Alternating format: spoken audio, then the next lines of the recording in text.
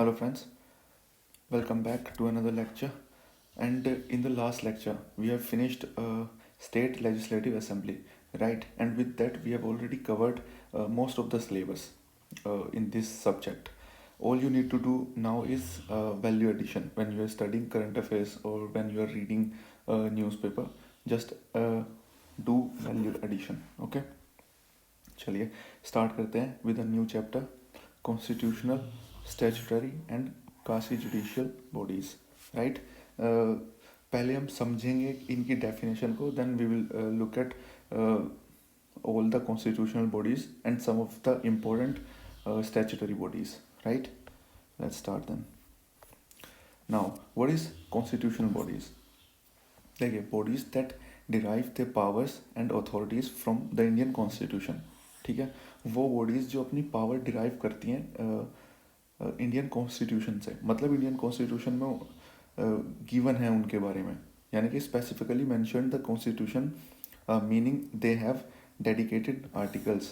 ठीक है, जैसे हम अभी स्टडी करने वाले हैं इलेक्शन कमीशन, राइट? उसका आर्टिकल उसके बारे में आर्टिकल 324 में गिवन है। ठीक है, तो वो एक कॉन्स्टिट्यूशनल बॉडी है बिकॉज उससे रिलेटेड प्रावधान हमारे संविधान में ऑलरेडी गिवन है, right?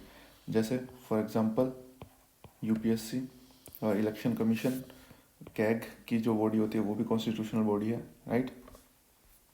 Now statutory bodies, non constitutional bodies as they do not find any mention in the constitution, they are created by an act of parliament। ठीक है, जो स्टैट्यूटरी बॉडीज होती हैं वो कॉन्स्टिट्यूशनल बॉडीज नहीं होती हैं क्योंकि कॉन्स्टिट्यूशन में उनसे रिलेटेड कोई प्रावधान नहीं होते हैं, उन्हें बनाया जाता है एक्ट ऑफ पार्लियामेंट के द्वारा। ठीक है, जैसे सेबी जो है उसको बनाया गया था सेबी एक्ट 1992 के थ्रू। ठीक है, तो सेबी जो है वो हमारी एक स्टैट्यूटरी बॉडी है। ठीक है, since these bodies derive the power from statutes और laws made by the Parliament, they are known as statutory bodies. ठीक है, क्योंकि इनकी पावर जो है ये पावर डिराइव करते हैं फ्रॉम लॉज, स्टैट्यूट्स से। ठीक है, स्टैट्यूट्स से, राइट? इसका मतलब लॉ ही होता है बाय द वे, तो इसीलिए इनका नाम स्टैट्यूटरी बॉडीज होता है। ठीक है, और इसके कुछ और एग्जांपल्स भी हैं जैसे national human right commission, UIDIA, central vigilance commission, etc. We are going to study these bodies separately as well. Okay. Now, regulatory bodies, public or government agencies responsible for exercising autonomous authority over some area of human activities in a regulatory or supervisory capacity। ठीक है, कुछ bodies बनाई जाती हैं किसी particular area को किसी particular area को गवर्न करने के लिए। ठीक है, ताकि वहाँ पे सेफ्टी और स्टैंडर्ड्स का ध्यान रखा जा सके। जैसे SEBI, security and exchange board of India, RBI, NABARD. ठीक है, ये सारी रेगुलेटरी बॉडीज़ हैं। Alright, now Kashi judicial bodies, इस बॉडी से रिलेटेड काफ़ी लोगों के मन में डाउट होता है। ठीक है, वो हम क्लियर करने की कोशिश करेंगे इस लेक्चर में। Now it can be an individual or body with powers resembling a court of law. ठीक है, ये बॉडी जो होती है इसके पास जो पावर्स होती हैं वो रिजेंबल करती हैं कोर्ट ऑफ लॉ की पावर से। ठीक है, they can adjudicate and decide penalties on the guilty. ठीक है, तो ये पेनल्टीज डिसाइड करती हैं। They are different from judicial bodies in that their field is limited compare to a court. ठीक है, जो कोर्ट होते हैं उनसे डिफरेंट कैसे होती है? जब इनकी पावर और कोर्ट की पावर सिमिलर होती हैं तो कुछ डिफरेंसेस भी होंगे, तभी इन्हें कासी जुडिशियल बॉडीज बोला जा रहा है, राइट? तो डिफरेंस ये होता है कि जो कोर्ट होता है उसकी जो फील्ड होती है, उसकी jurisdiction, you can say court has a broader jurisdiction than a quasi judicial body, right? They are different. Okay, जो काशी जुडिशियल बॉडी जो होती है उनकी जो फील्ड होती है वो लिमिटेड होती है। ठीक है, they can be formed on a matter pending in court. कोई मैटर अगर कोर्ट में पेंडिंग है तो उसके लिए भी काशी जुडिशियल बॉडी को बनाया जा सकता है by court order, if the court considers it necessary. The court reserves the right to appoint members of such a body. ठीक है, और कोर्ट ही उसके ऐसी बॉडी के मेंबर्स को भी अपॉइंट कर सकता है, right. For example national human rights commission, national consumer disputes redressal commission etcetera. ठीक है, तो ये काफ़ी जुडिशियल बॉडीज होती हैं और ये पेनल्टीज डिसाइड करती हैं जो गिल्टी होता है उसके लिए. ठीक है, और इनकी पावर सिमिलर होती हैं कुछ हद तक कोर्ट ऑफ लॉ से, राइट. आई होप आपको ये चारों बॉडीज़ अभी तक समझ आ गई होंगी, काफ़ी सिंपल सी हैं. ठीक है, अब हम स्टार्ट करने वाले हैं कॉन्स्टिट्यूशनल बॉडीज़ से. ठीक है, जैसे financial commission, election commission, UPSC, SPSC, CAG की जो बॉडी है, ये सभी बॉडीज़ को हम वन बाय वन देखने वाले हैं. ठीक है, देन उसके बाद नॉन कॉन्स्टिट्यूशनल यानी कि स्टैट्यूटरी बॉडीज़ को हम देखने वाले हैं one by one. Alright, now जो पहली बॉडी जो हम स्टडी करने वाले हैं वो है इलेक्शन कमीशन ऑफ इंडिया. ठीक है, इसके बारे में आर्टिकल 324 के अंदर गिवन है, राइट. और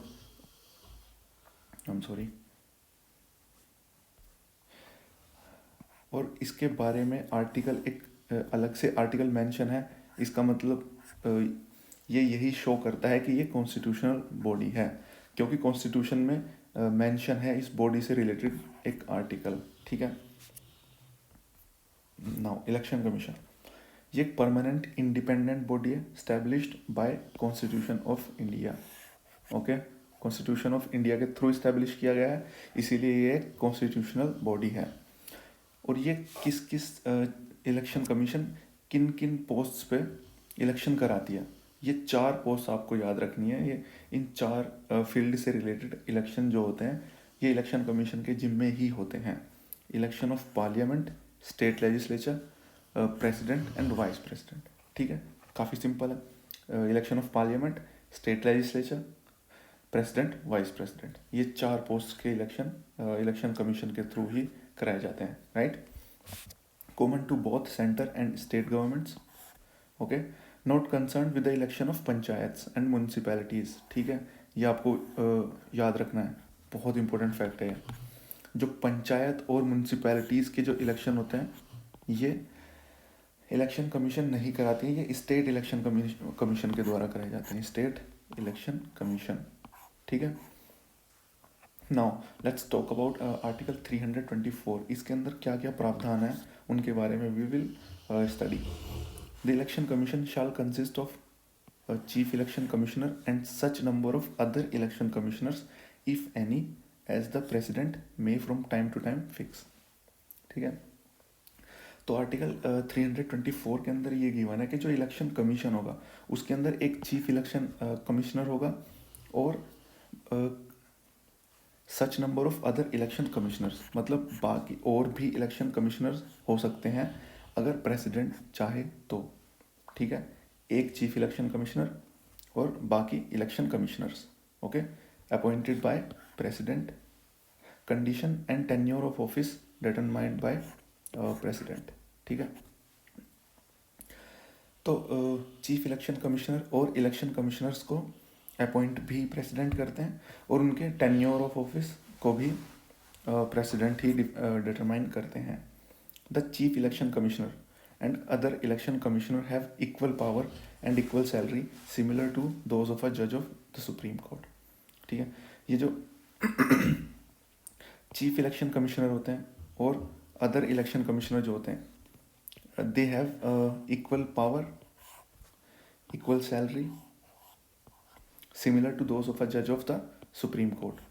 जो जज होते हैं सुप्रीम कोर्ट के उनसे रिलेटेड ही सिमिलर पावर होती है और सिमिलर सैलरी होती है इनकी. ओके, जो ऑफिस ऑफ टेन्योर होता है 6 years और until 65 years which ever is earlier. ठीक है, और सुप्रीम कोर्ट के जज के केस में भी बिल्कुल सेम होता है office of tenure. Removal same as Supreme Court जज. Okay, resolution passed by both the houses with special majority precedent on the grounds of misbehavior and incapacity. Right, we have already studied this the process of impeachment in judiciary when we were studying Supreme Court. Okay, doesn't hold his office till the pleasure of the president though appointed by him. ठीक है, Any other election commissioner or a regional commissioner cannot be removed from office except on the recommendation of the chief election commissioner. ये बहुत important fact है, ठीक है। इसके ऊपर काफ़ी क्वेश्चन आए हुए हैं ऑलरेडी। इसका क्या मतलब है? इसका मतलब ये है कि अगर आपको चीफ इलेक्शन कमिश्नर को रिमूव करना है तो उसके लिए इम्पीचमेंट, ओके, उसके लिए आपको इम्पीचमेंट प्रोसेस फॉलो करनी होगी। अगर अदर इलेक्शन कमिश्नर को फॉलो करना है, ओ अदर इलेक्शन कमिश्नर को आपको रिमूव करना है, तो वो केवल और केवल चीफ इलेक्शन कमिश्नर की रिकमेंडेशन के थ्रू ही किया जा सकता है रिमूव, ठीक है। तो ये देखिए, यहाँ पे अभी हमने पढ़ा कि जो चीफ इलेक्शन कमिश्नर और इलेक्शन कमिश्नर जो होते हैं उनकी पावर सिमिलर होती हैं, लेकिन ऐसा नहीं है। थोड़ी थोड़ी एक्स्ट्रा पावर होती है चीफ इलेक्शन कमिश्नर के पास when it comes to the removal of election commissioner, right. जब इलेक्शन कमिश्नर को रिमूव करना होगा तो वो तभी किया जा सकता है जब रिकमेंडेशन हो चीफ इलेक्शन कमिश्नर की, ठीक है। काफ़ी सिंपल है लेकिन काफ़ी ट्रिकी भी है। Make sure you remember this point, okay. Now Constitution hasn't debarred the retiring election commissioners from any further appointment by the government, okay. तो इसका मतलब ये है कि जो इलेक्शन कमिश्नर्स होंगे वो रिटायरमेंट के बाद भी they can work, alright. Now some flaws, there are some flaws as well in this constitutional body. वो क्या है? जो क्वालिफिकेशंस हैं चीफ इलेक्शन कमिश्नर और इलेक्शन कमिश्नर्स की, वो मैंशनड नहीं है, okay. The term of the members of the EC hasn't specified, ठीक है। जो टर्म ऑफ मेंबर्स हैं ऑफ द इलेक्शन कमिश्नर, ठीक है, वो स्पेसिफाई नहीं किया गया है। ये जो ऑफिस टेन्योर है जो गिवन है, ये चीफ इलेक्शन कमिश्नर का गिवन है, ठीक है। जो अदर इलेक्शन कमिश्नर्स हैं उनके जो टेन्योर है वो गिवन नहीं है इसके अंदर, ऑलराइट। तो ये इलेक्शन कमीशन एक कॉन्स्टिट्यूशनल बॉडी थी। जितने भी इम्पोर्टेंट पॉइंट्स हैं वो मैंने इसके अंदर इस स्लाइड के अंदर ऑलरेडी डाल दिए हैं। All you need to do is value addition, ठीक है। जब भी इलेक्शन कहीं पे होंगे और आप न्यूज़पेपर में रीड करेंगे इलेक्शन के बारे में, आई एम श्योर आपको कुछ ना कुछ इस बॉडी से रिलेटेड नया ज़रूर मिलेगा। तो वो आपको जस्ट ऐड करना है इसके अंदर। बेसिक फाउंडेशन जितना भी इम्पोर्टेंट था इसके अंदर, I have already provided you with this PDF with the help of this video, okay. All you need to do is value addition while you are studying current affairs, all right. Thank you very much guys for watching it। और बाकी की जितनी भी constitutional bodies हैं वो daily आपको मैं provide करूँगा। Then after that we will start with statutory bodies, यानी कि non constitutional bodies, okay. Thank you very much for watching it. Do like this video if you are liking these lectures. Do share it with your friends and do subscribe to our channel, okay. Thank you very much guys.